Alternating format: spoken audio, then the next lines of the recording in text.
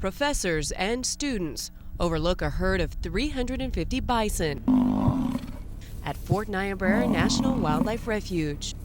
During the summertime, I have an opportunity to mentor students by taking a few of them out to do the field research that I do. Megan Wyman, a graduate student from UC Davis, is here to observe the bison's behavior and the sounds they make during breeding season, called bellows. We've been out in the field trying to figure out our procedures for recording vocalizations.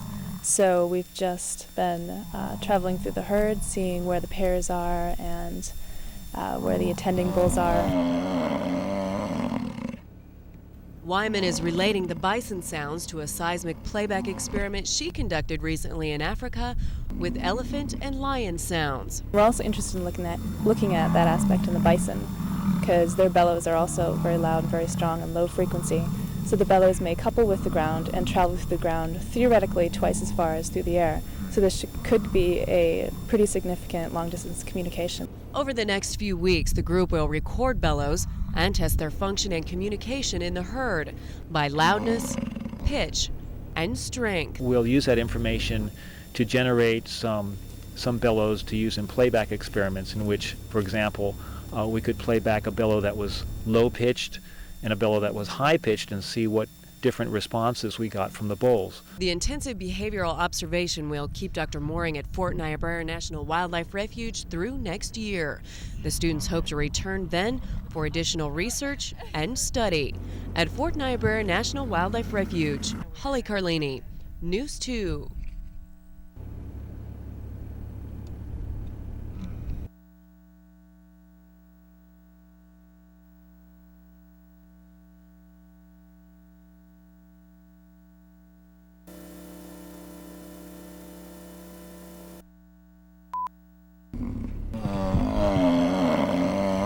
This is called a bellow. It's a low guttural vocalization that the bulls make almost continuously throughout the rutting period, which is the breeding season. It's that bellow that has researchers from Point Loma Nazarene University and the University of California at Davis sitting quietly in their vehicles for 10 weeks.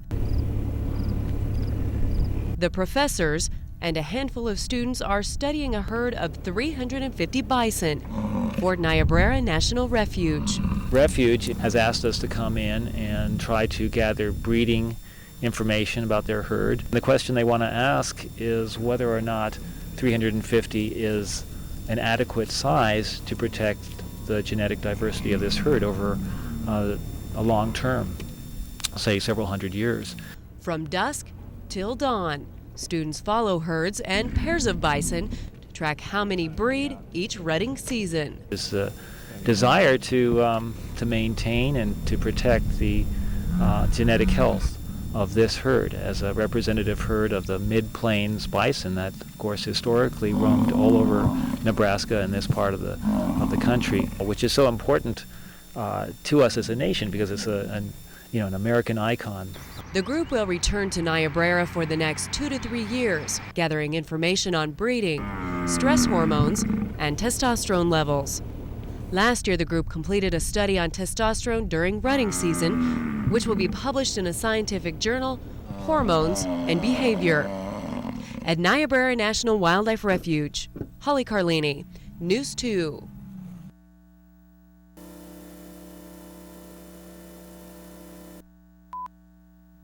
Can bison communicate? That's the question researchers from California are trying to answer by recording bison bellows during rut or breeding season. We have spent this season's rut collecting a library of vocalizations. We've been recording the bellows of top-ranking bulls, of lower-ranking bulls, bulls that are tending cows, bulls that are satellite bulls, we call them. We're going to compare those vocalizations early in the rut with later in the rut. Then the biologists play back the different bellows to herds in the National Wildlife Refuge in Valentine. Well, we weren't quite sure what to expect. We thought maybe we would certainly get some dominance interactions directed towards the speaker, and that is, it seems to be, what we've gotten so far. They look up, they will, in many cases, paw the ground, wallow, as we just saw with with that bull that actually came close to the speaker.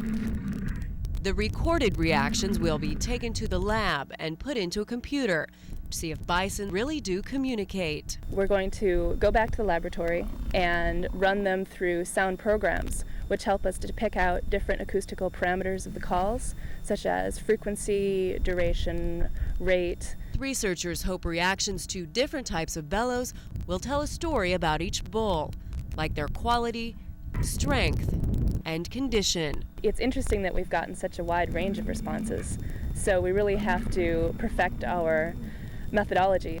This is just the preliminary stages to a several-year study. The biologists hope this year's work will set the stage for next season, which should produce some positive results.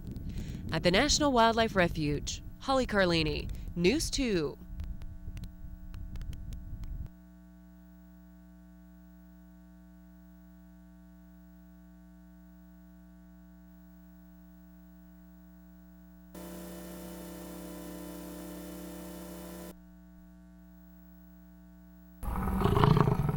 The call of the wild kept this California research team returning to northern Nebraska's National Wildlife Refuge for 7 years.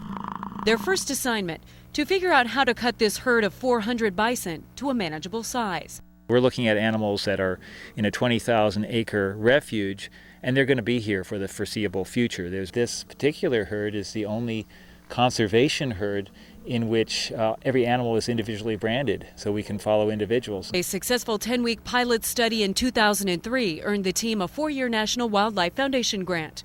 Mooring and several of his undergraduate students were able to explore the fields of the Fort Niobrara National Wildlife Refuge and live with this herd over summer months for 7 years. 18 undergraduate students have worked over the 7-year period of this study. They got training in field biology. We're also trying to do high-quality research, both applied research that the refuge can use immediately for management policy, and then basic research. We're just trying to find out more about the biology of the animal so that long-term there's more information on which to base management decisions. During 2 shifts a day, they analyze the animal's mating behavior, their bioacoustics, and their herd pattern.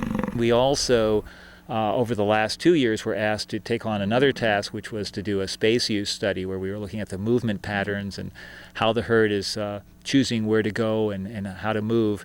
And so we've been doing some GPS and GIS work. Most recently, they began tracking their genetic patterns by collecting tissue samples from calves. I'm hoping to continue coming back for 2 or 3 weeks every spring to continue to collect those biopsy tissue samples so that we can get up to at least 10 years and say something about the lifetime reproductive success of the bulls. And that's important because that helps us to understand which animals we want to keep in the herd. But now Dr. Mooring is saying goodbye to the bison who have called him to this area over 7 years. We've weathered the droughts, we've weathered the fires, we've weathered the microbursts, we've weathered various issues that come up with students, and 7 years later we just are very grateful for this time. Now his next mission will take him and his family and his students to Costa Rica during the summer. He says the field study programs are not only about the discovery process of animals, where they analyze, write up, and ultimately have their works published in scientific journals, but it also gives his students the opportunity to learn about and take care of God's creations. That's super important because we have all these threats to biodiversity and to ecosystems that we're seeing, climate change, all that going on right now. And we've got to raise up a generation who are going to be committed to protecting the environment and caring for God's creation, because we cannot recreate that once it's destroyed. Northeast of Valentine, Holly Carlini, News 2.